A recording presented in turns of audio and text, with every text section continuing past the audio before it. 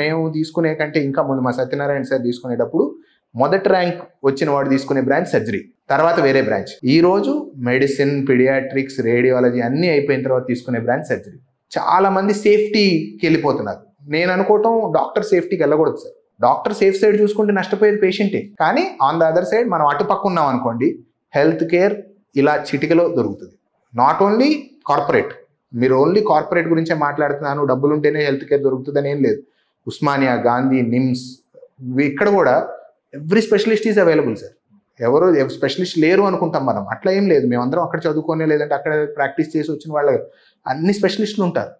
సిస్టమ్ని కనుక కొంచెం సెట్ చేయగలిగితే, అంటే పాలిటిక్స్ రేంజ్లో కనుక దాన్ని కొంచెం ఇంప్రవైజ్ చేయగలిగితే, everything is a beautiful place because we have so many people who can help.